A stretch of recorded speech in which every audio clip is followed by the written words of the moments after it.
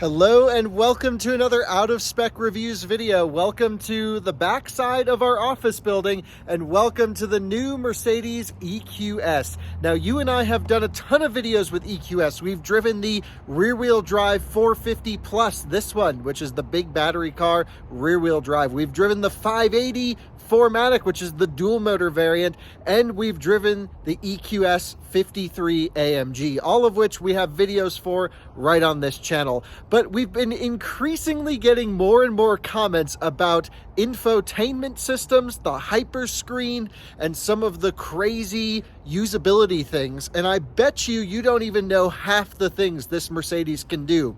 So in this video, I'm going to take you on a full setup tour of the EQS. This is something I recommend every EQS buyer does when they get their car, which is to run through every settings menu to set the car up exactly how you want it. I guess a big question comes to mind though is how many people who buy this car will take the time to set up all the settings and even understand what most of them do? So what do you say? We go inside, I'll walk you through the full thing. We're doing a full infotainment deep dive on the Mercedes EQS 450 Plus with Hyperscreen, and it's going to be a long video. Be prepared for options such as fragrance type and even things like navigation guidance and route planning and plug-in charge capability, all of which we're going to need to set up. So let's get into it. Now, this is the first of many videos to come. Of course, we'll be doing charging testing, range testing, thermal testing. We're going to get this car out at our test facility and see how it drives at speed. Lots and lots to come. But I have to say, in silver with these wheels, I think is about the best case looking scenario other than the AMG version, which I'm not so sure is worth getting. I really love this particular rear wheel drive 450. And again, the plus designation gives us that 107-ish kilowatt hour battery pack, which is standard in the US. You can't actually open up the front trunk. Well, technically you can, but there's nothing in there, just a big air filter more or less and some other power electronics. You can do it. This is where you fill up the washer fluid. I've shown you around EQS many times now, and we've talked about these weird design choices. You guys know I'm not a huge fan of the styling, but I don't think you and I have ever walked around this car at night together, and that's when I think it shows best. Take a look at these taillights here with this sort of it's modeled after the first light bulb design with this slope. Really nice, huge attention to detail. It's no secret I'm a big fan of this car, regardless of the styling, in my opinion. That's very subjective. I know people that do love the way this car looks, but for me, I just think it's so practical. The car is the right size, it's comfortable, it really gives you one of the best rides of any car, combustion or electric. You get a massive hatchback trunk, which I could easily put my dogs inside if I were to take this cargo cover off. It's really a practical car. It seemingly has a ton of range. This car's predicting well into the 400-mile range at a full charge, and I just have to say, I'm incredibly impressed by it. At night, the ambient lighting, even around here with the door handles, is beautiful. Inside, take a look at this as well. Absolutely gorgeous lighting everywhere, even in the seats. I just think it's one of the nicest places to be. And so that's not the point of the video today. We've already done the reviews on this car.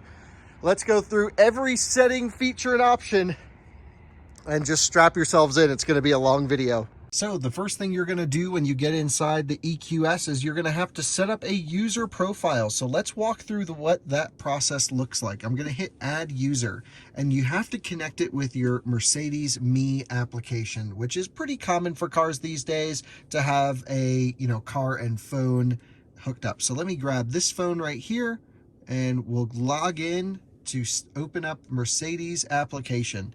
Now what I'm doing is it's saying vehicle detected.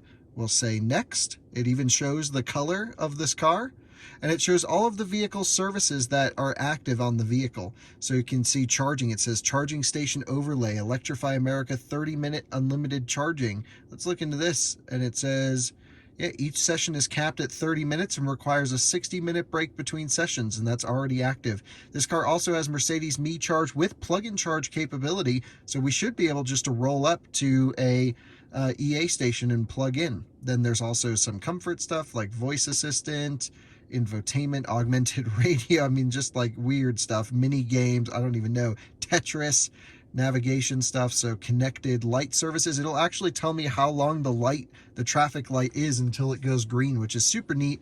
And then a few other things here. So then we'll hit next. You can see my Sprinter right there. That's my Winnebago Revel. And then I believe if I go here, I can switch to, boom, the EQS 450 Plus. So there's that car. And of course, I'm not the owner. This is owned by Mercedes-Benz USA. I could potentially request permanent access and never give them their car back. So let me enter in my Mercedes-Benz PIN, which I've set up from my Sprinter. Otherwise, you would just obviously set this up from fresh. But since I already have it, I'll put it in, hiding you for a second. Now it's loading up what it thinks I want in my profile here. So let's start the assistant setup. So here we go. This is going to get you through most of this stuff. I like that you can lock your profile and have access protection, and there's a couple different ways you can log in. I believe it'll show us here. The first is a fingerprint recognition, and if you look down here on the central display, you'll see this little bit right here that's a fingerprint sensor. So let's hit setup, and it's just going to be kind of like setting up your phone, and I'm just tapping my finger right here on the screen, and it's scanning it, and I'm just lifting and moving it around slightly for it to scan my fingerprint. Now, you can't start the car with your fingerprint, but you can access your profile. And there we go. It's successfully configured. The next thing it can do is facial recognition. So what I'm going to do is hit setup, and I'm actually looking over here on the main display, and you'll see the little IR dots on the camera, but not so much in real life. You don't see that. Let's also turn this fan down a little bit just for noise. It's the loudest thing in this car is the fan. So it's just setting up my face right now. There we go. It said it failed. Let me do it again without looking at the phone. Try again. Setup complete. Awesome. And now voice recognition. Here we go. Okay, I need your help to remember your voice. Please repeat the phrase, load my personal profile. Load my personal profile. Okay, first step done. Please repeat the phrase now. Load my personal profile. Okay, almost finished. Please repeat the phrase one last time now. Load my personal profile. Thank you. From now on, you can activate your profile by saying this phrase. Thank you very much. Enter name. It knows my name because I have my app, which is great. It says I can have personalized suggestions. This means it's going to learn my behavior and then pitch certain things to me on the screen. For example, if I always put my massaging seat on when I get in the EQS, which is something I do, in theory, it will learn and then bring that menu to the front. So yes, it may not learn much about me this week, but that'll be great. You can also have it set your seat and steering wheel position based off your height. I'm going to skip that because I'm pretty particular about my seating position. Restore automatically. That's when I log back into the profile. I'll go to where I want. Let's see if I want to do home. Well, I'll set that as the office, so we can do current position as home. That's fine. That's where this car will live anyway. And then no device connected. So let's go to my devices. It actually already is connected because I used it earlier and set this up before the video. Oh wait, connection failed. Gotta turn Bluetooth on, and boom, Kyle's iPhone should connect here in a second. And there you go. Otherwise, you would just connect it normally, which would be pretty standard. So we're good there. Continue. Here's all the activated services. You can hear the haptic screen here ticking away. So this thing has everything activated. And this is if I want to request permanent access. If I owned the vehicle, this wouldn't be an issue. But since the owner of this vehicle, Mercedes, has their own account, I'm using it as a guest, I will not request it. And this is where you can set up your 2 home screen layouts. Now, the 0 layer is interesting because there's really no home menu, and I think we'll go with that. But typically, I'm a classic kind of guy.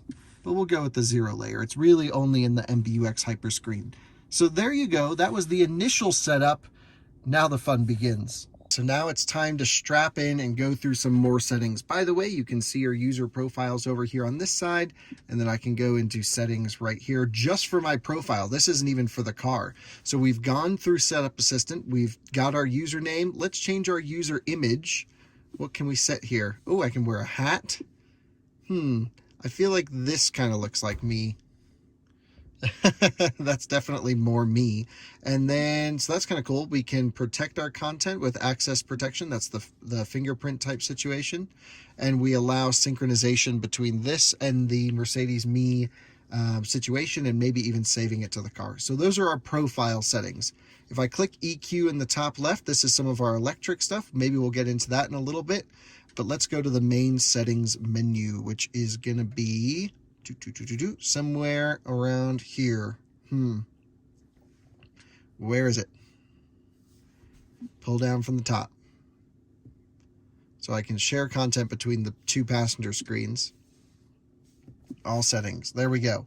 Okay, so let's start with the driver assistance right off the bat. Here we go. So basically, do we want the behavior of the driver assistance system, how comfortable it drives, etc., to be based off of our dynamic select mode, which is our drive mode, so comfort, sport, eco.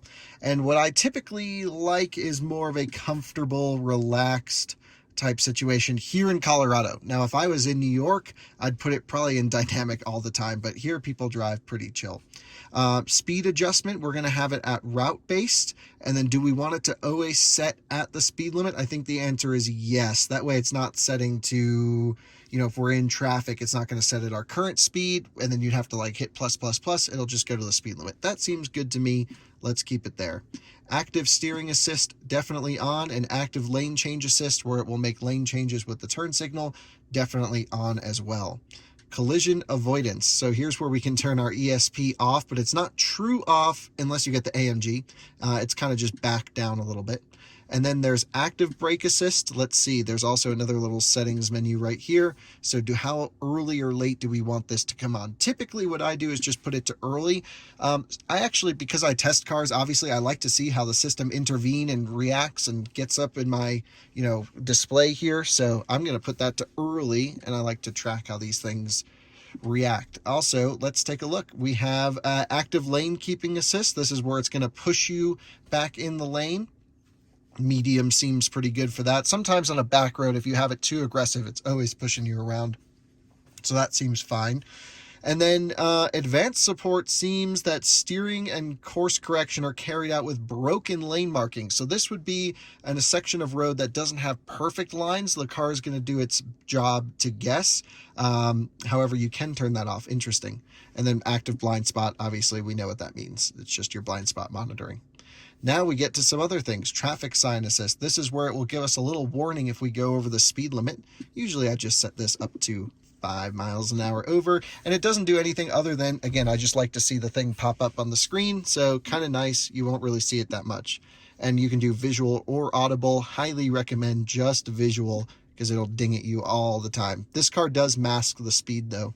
And then attention assist is when you're driving, and it will basically say, hey, get a cup of coffee. So we'll put that to standard. But then there's a really interesting one. Because this has these little dots, which I can't see in person, but I can see through the camera screen here, it can actually see if you're about to fall asleep, and it will warn you. And I've tested this when I drove this car for the first time. I was doing some driver assistance testing, and that's on a video here on this channel. And I closed my eyes briefly, and it said, hey, you're falling asleep, wake up. And it freaked out. And I thought that was one of the best safety features ever. And because this car has massaging seats and is so quiet, that's almost needed. So I really liked that. Here we have some camera stuff. So GPS-based activation. Basically, there is a setting if you pull up the cameras that can save a GPS location to your camera. And we can, of course, manually open the camera cover, which is in the hatchback. What else is there? Parking. Parking space in camera image in R. Sure, let's do it. I don't know what that means. I guess it highlights the parking space if I put the car in reverse. Set warning tones. Interesting. Volume and tone pitch. So let's try 1. Oh, so that's front and rear.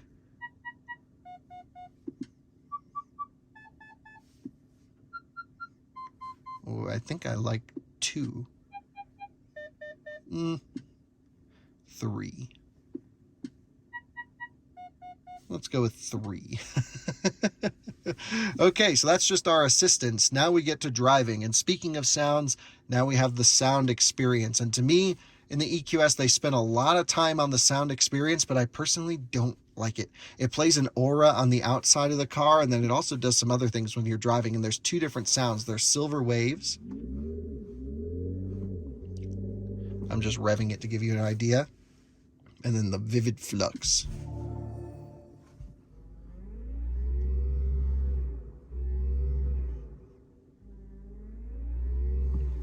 Anyway, I think they both sound terrible and they don't add to my experience. So for me, I'm turning that off, but a lot of people do like it.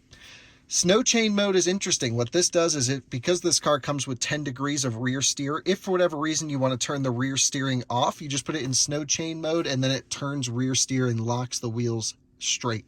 Here's the creep function, which I'd like to keep off. This is where the car constantly tries to push you forwards so you don't roll back on a hill, etc., to mimic sort of a torque converter automatic function. I don't like that, and I keep that off to have more of a true EV driving experience personally.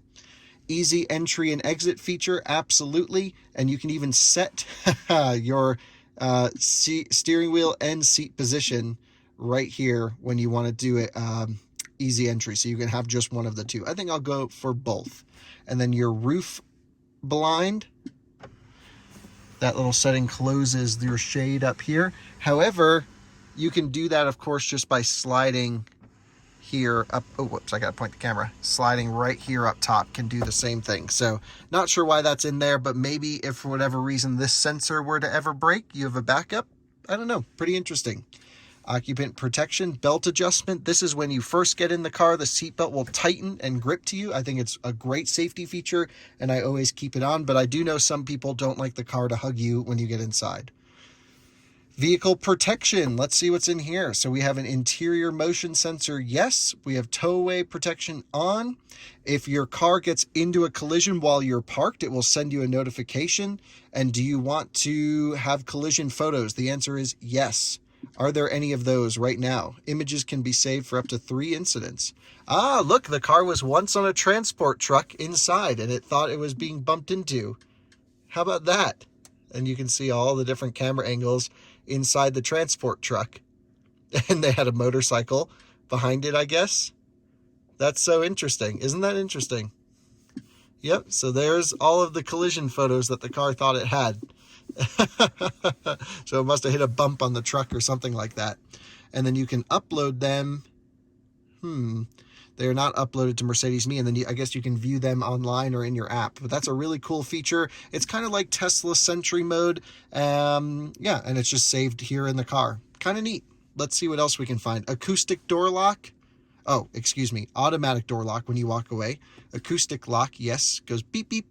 Automatic mirror folding, yes. That way you can tell if the car is locked or unlocked. Dynamic select.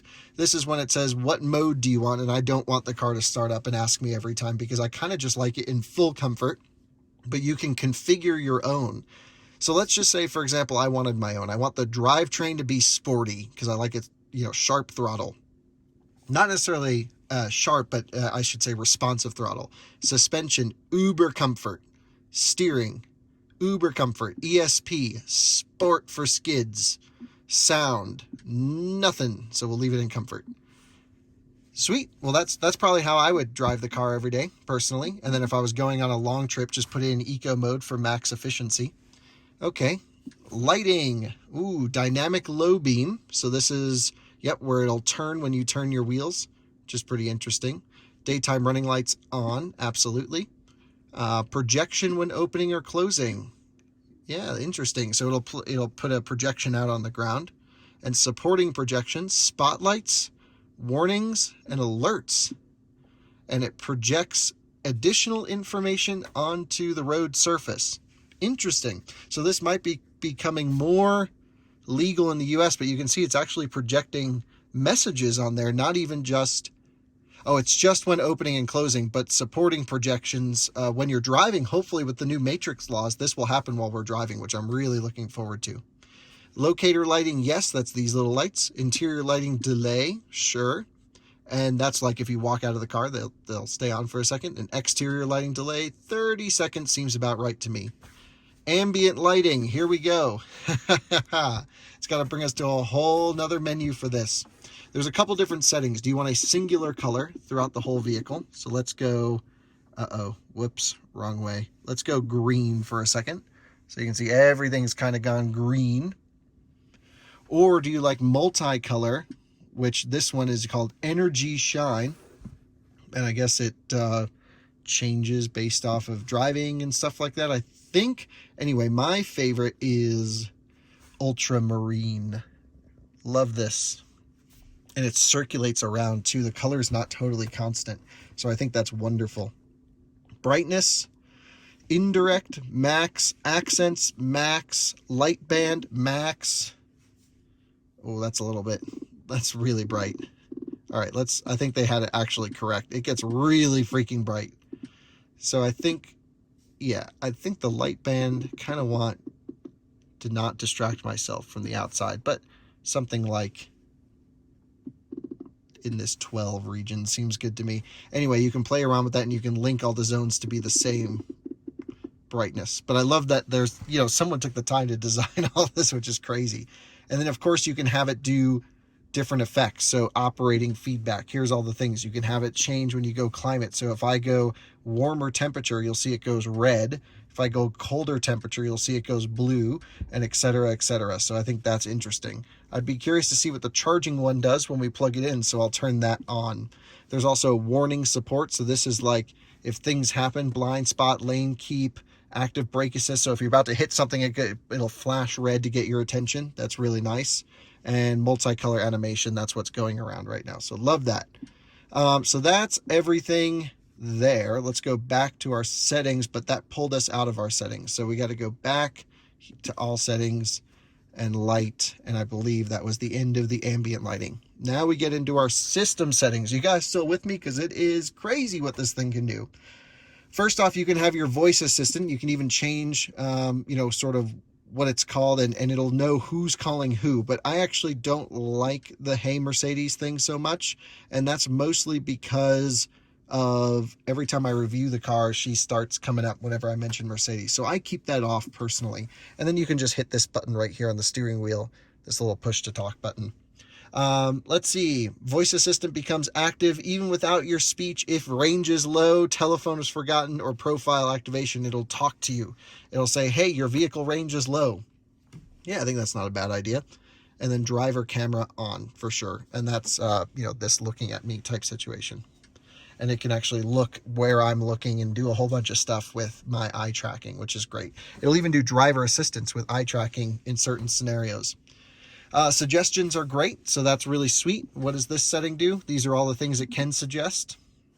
And then you can reset if you decide to change your habits a lot. Displays, oh my goodness. There's a whole bunch. This is called the Hyperscreen here, but you can see it's just 3 individual screens behind one piece of glass. This is where you can change the brightness of each. I love that you can do that. Switch display on and off, so you can do both of these, or power off the whole thing. You can change your home screen from 0 layer to the, sort of traditional look that most Mercedes have.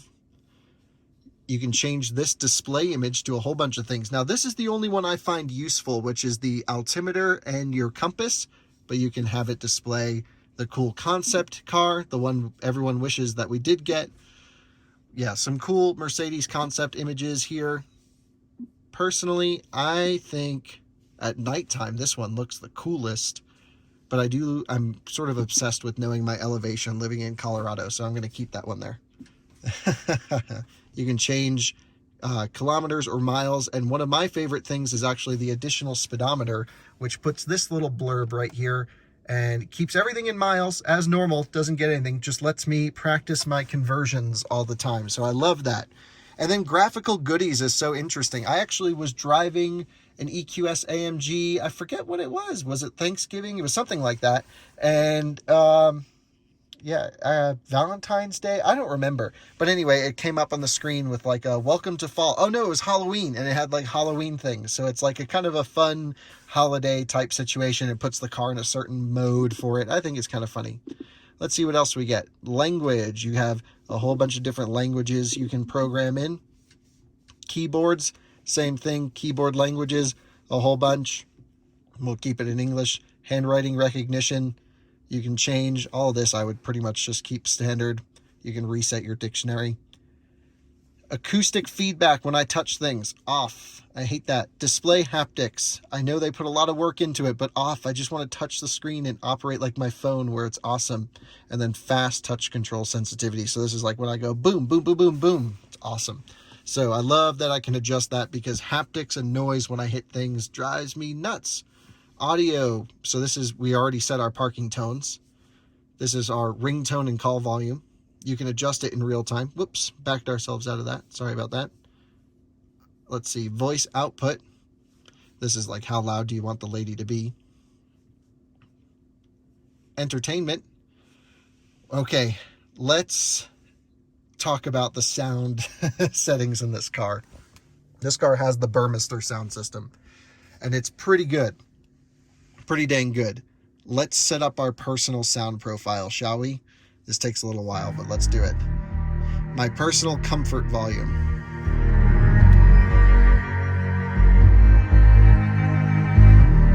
I like a loud music. Set my comfort volume. Oh wait, was this yeah, this is my comfort volume? Okay. This is comfort.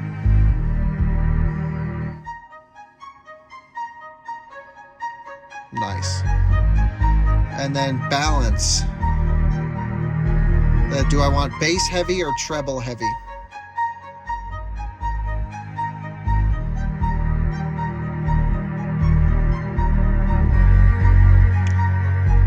I think somewhere around here. I like a lot of bass, personally. I love that they took the time to make this. Okay, set a volume that I find to be low.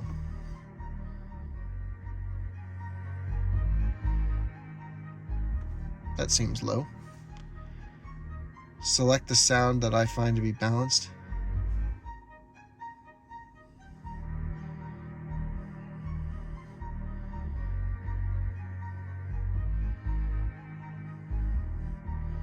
I think somewhere right over here. At low volume, it probably needs more bass. That's what it's looking for. So we'll do that. Oh, drums, wow.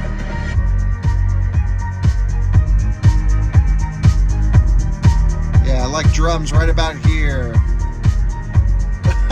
This is so cool. Nice. Okay. That's intensive. This is more brilliant. So this is what I've selected. That's speech. And then big bass.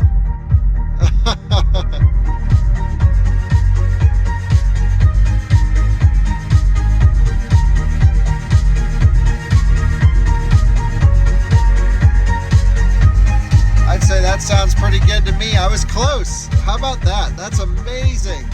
Definitely in the region. Wow. All right, surround. Let's see. I tend to like more of a studio sound than 3D.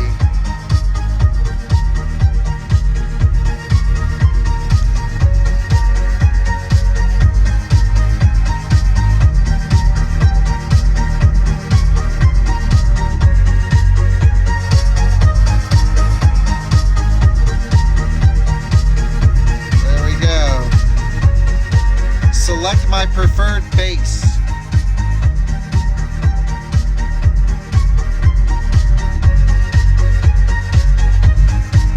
Actually, I like neutral here.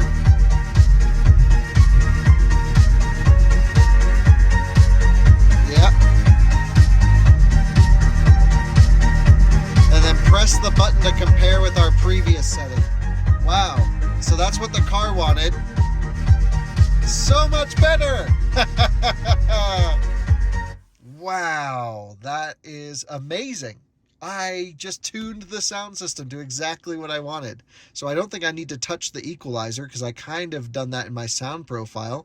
I've already told it kind of where I want it. You can have it sound focused just to the rear passengers or the front passengers. It's not as good as like the Burmester 4D that they have in the full-size S-Class that you can do individual seats, and they have the subwoofer in the seat or the speakers in the seats. This isn't that level of good, but that was still pretty cool. And so sound profiles, let's keep it in personal. I know you guys won't be able to pick up a lot of the sound stuff, but really interesting. That's actually the first time I've ever taken the time to set up my personal sound profile. So I'm excited to jam out to some music. And here we get to our internet situation. So purchase data plan. This is where you can find internet. What would that mean? So, I can like have it get internet from my phone, but I can also get internet from the hotspot in the car. So it could do it either way. That's kind of interesting. Wi-Fi, Bluetooth, or NFC. Okay. Data protection, system pin. I've already set that, of course, for my profile. Time zone, Mountain Standard Time, 9 p.m. You can adjust time. You can set your time format. That makes sense, how you want things set up this way. Wow. Still can't get over that sound situation. No update available. Let's see what it says here. Automatic updates, yes. Wi-Fi hotspot for updates. I'll hook this up at home when I bring it there and see if it shows me if there's any updates. But usually they deliver the cars fully updated. And then that's that. So we've gone through the full settings menu on the car, which is a lot of it. But there's more. I'm not going to bring you through every menu. This is just setting everything up.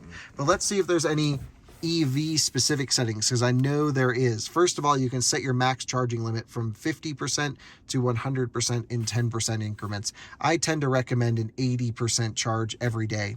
And actually, so does Mercedes, because if you hit eco charging, it will limit your DC fast charging to 100 kilowatts and a maximum of 80% state of charge. You can't go higher than that for battery longevity. I'm going to set it to 100 because I have to do some range testing, but afterwards, when I return the car, I'll pull it back to 80%. There's also individual charging programs you can set. For example, time of use. You can have it set based off of location when you go. And I really think this is great. You can even program in certain times of the day when you want it to charge or not to charge. For example, charging pause, and you can even set next departure time so that it will precondition and everything like this. So I really think that's cool. When I go over here to range, this is what it's basically loading up, I guess. I'm not really sure. And then you can see your consumption graph similar to Tesla in watt hour per mile, the proper way to look at it. And since we've been idling the whole time, it's just really bad efficiency. And that's just because we're sitting here. But this is where I believe it's a little bit different than Tesla, because Tesla doesn't actually log your consumption when you're parked in these screens. Maybe they do. I don't think it does. And this does. So each car rates efficiency a little bit differently. We need to be mindful of that in our testing. Are there any app stuff so you can see your dash cam? Automatic loop is available, yes. So let's put dash cam recording on. So I would totally do that. And we need to connect a storage device, individual recording. Okay, so let's see. Yep, I'm going to get a USB and just keep that recording while I have it, if I remember to do that. So I love that it has a built-in dash cam for when you're driving. That's awesome. And then you get some games. I think they need to be downloaded, actually. Beginner driver mode? That's interesting. I don't know what that is. I'd love to explore that. Gallery. What could possibly be in the gallery? Oh, this is like stuff that it's taken photos of parked. So, look at this. This is inside of a Mercedes workshop somewhere. No way. Let's take a look at all these. This is like even earlier than what we were looking at before. So this is photo 1. And then this is like a workshop somewhere. You can see a GLE right there. Must be like a dealership service bay. Whole bunch of Mercedes. This could be at port, actually. You can see an SLS on the wall. This is kind of like snooping around. I don't know if we should be looking at this stuff, but they didn't delete it. You can see some guy working on the car over there. How about that? That's super duper interesting. That's so cool. Oh, now we got another car over here, a CLA right there. Wow, I feel like we're snooping in. You can see now it's up on the lift all the way. Ooh, that's pretty spicy. Next to a GLB. Nice. Love SLSs. Big fan. Yeah, this must be at like their technical center or something like that. Cool. Well, that's kind of fun to like snoop around. I don't think there's anything else too interesting. And then we saw all these from the transport truck. What was that blue car? Oh yeah, just a Subaru. Nice. That must have been when it was coming out here to Colorado. Anyway, very interesting. So that's from all, and then you can just see collision photos. So this is every time the car thought it was in a collision. It's had a scary life if it thinks it's been crashed that much. That's super interesting. What else can we do here? Home. Settings we've gone through. Comfort. You can set all of your massaging profiles here. You have all of these, from workouts to hot stone massage in the back with intensive mode. I think I'll go for that right now. You can even have seat kinetics, which will move the seat around slightly so you don't get blood clots in one particular way. This is how you set your lumbar. It's how I like it all the way out on the bottom pretty much. You can set your side bolsters here to squeeze you. You can have your seat heating balance so it heats you more on your back or more on your butt or right in the middle. I think I'll go for the middle. Automatic seat positioning I showed you. And then once you're set here, you can just go manual and then set it. So that's how you set your seat position. So highly recommend. And then of course you can do your ambient lighting, which we've gone through this menu before. Back to some more things. Phone, we've kind of gone through. Radio presets and stuff like that is fairly simple. Oh, let's turn this down. There we go. We don't want anything like that. And then you can go over here, obviously, and you have all of your favorites in a list that you can set current station as favorite, etc. We don't need to go into that so much. What else do we have? Media info. The EQS AMG shows you temperatures. This car does not show you temperatures, so we're going to try and hook up an OBD so we can log things. And that's kind of it from in the system. Of course, you have your climate control settings, so you have your auto fan speed, but then you can also deactivate auto somehow, climate menu. And how do I do that actually? I used to know how. Oh yeah, you just hit auto down here and then you can change your individual fan temperature, or once you're in auto, you have 1, 2, 3, 4, 5 different automatic profile settings. You also have 2 levels of Eco Climate. Eco Plus doesn't allow for temperature adjustment. Eco does, and Comfort. So when I do my range testing, we're going to put it in Eco, but not Eco Plus. Eco Plus is like you really can't make it to the charger, but for the most part, you'll drive it around in Eco mode. There's also some fragrances. So let's show you some other things you can do here. This is where you can set for the rear seats, their settings right here. So second row of seats, you can have, everything on auto to sync to the front. That's what I would do. Here's your air quality. So you can see exterior is 3 parts per million, 2.5, I think is what that means. Someone could tell us. And then obviously it's got this crazy HEPA filter. So it always filters out like almost everything on the inside. Then if you want to clean the air, you can put it on air ionization, which like sends an electrical charge through the air that's coming to you and zaps away all the bad stuff. And then you have 3 levels of fragrance that you can have blow into the cabin so you can smell the pre-programmed fragrances. And I believe it's stored in the glove box somewhere. And you can put new cartridges in there. That's how that's done. And then of course you can precondition the car. But one of my favorite functions is I can unlock the car from the remote key fob and then it automatically starts to precondition the cabin. Wonderful, wonderful feature. Love that. And honestly, that's like a lot of the stuff you can do here. If I pull down from the top, I can actually set some favorite functions, which is pretty sweet. So if I go here to favorites, I can kind of select what I want. So for example, one of the things I do often is have massaging seats. So let's go here to add function, and I'll go to comfort, and I'll go to seat comfort. Boom. So favorite already saved. Okay, so it's already in there. Oh, here's massage. So I'm going to go massage. What type of massage would I like? I think I'll go for a activating massage for the driver. So there we go. Now I can just pull down from the top and hit activating massage. So let's move this to the front page. So there we go. And I'm going to put it as the first thing that I want. So whoops, hold it again, move, and move it right over here to the first one. Boom. And you can obviously spend all your time customizing whatever you want. So now when I get in the car, I don't know where it went. Did I not save it? Yeah, I didn't save it. Dang. Move over here to the front page. Thank you. Set. So now all I have to do when I get in the car, if it's not already prompting me, because again, it'll learn over time, is just pull down from the top, activating massage, and we're done. So because it's so complicated, take the time to really set up your favorite things, and it'll make your ownership experience so much better. I think, at least. So I'm going to take my time and do that, but you get the idea. You can really set up a ton of stuff. Everything you can do is right here in this list. And so I'll just show you everything, I guess, just so you can look. Insane. You can really do everything that you want here, which is pretty amazing. There's also energizing comfort, which is pretty interesting. So I'll show you that in a little bit as well. Phone, all this stuff. Great. Done. Energizing comfort. Let's go there. Actually, I'll show you how to get there normally. You just go to comfort here, and then you go to seat, and then I thought that's actually where it was. Never mind. Maybe it's not. See if we can find it. Energizing comfort. Boom. Doesn't seem to work. Maybe this car doesn't actually have it. Or at least it's not functional. Anyway, when I did my EQS deep dive, I believe it's on this channel, I explained it. It has a nap mode, it has different experiential modes, and it's possible this car is just not optioned with it. And I think it comes, because this is still a media car, it's supposed to like kind of have everything in here. Not totally sure.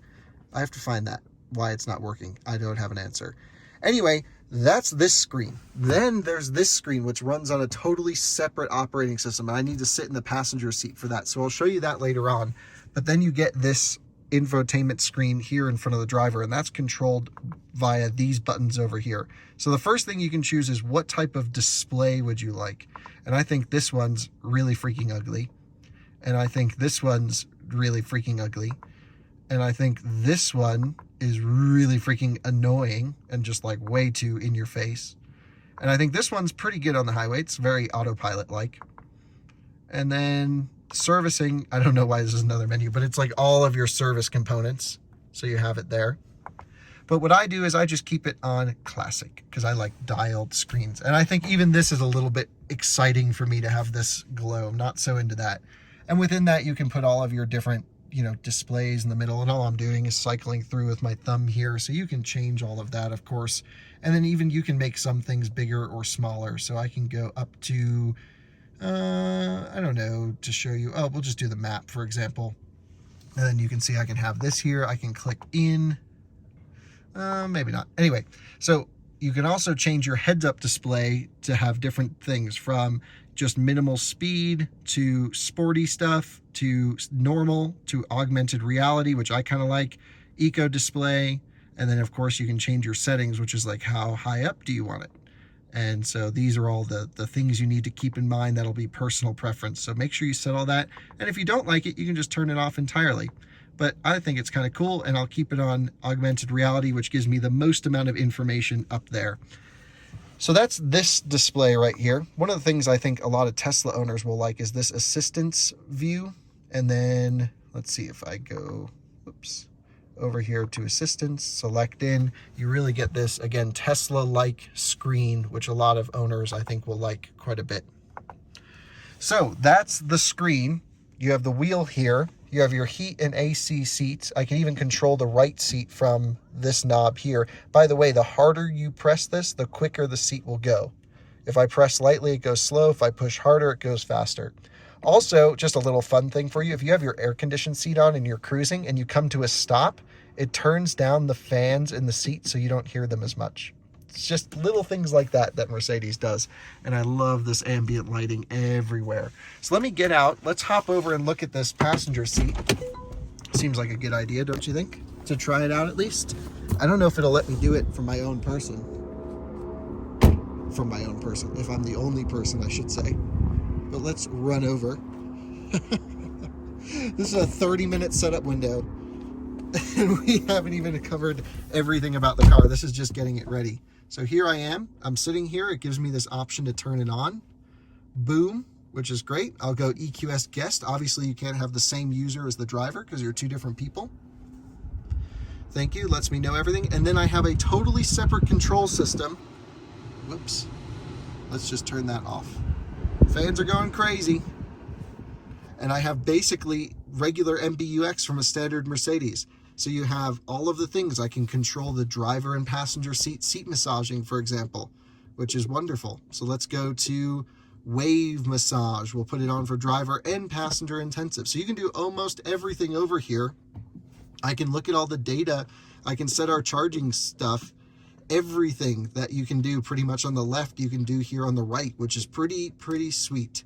But one of the best things is you can put in destinations and then send it over to the big screen, and you can send stuff back here. So I don't know if we need to go too in depth with this, but I really think it's just amazing how you can really do everything through here. Let's not make it too loud. Just so sweet. Even climate control stuff we can get into, which is just pretty amazing. Why you couldn't just reach over here, I'm not sure, but at least you don't have to as the passenger. It's kind of fun when you're sitting over here, I have to say, just to have something to do. Well, there you go.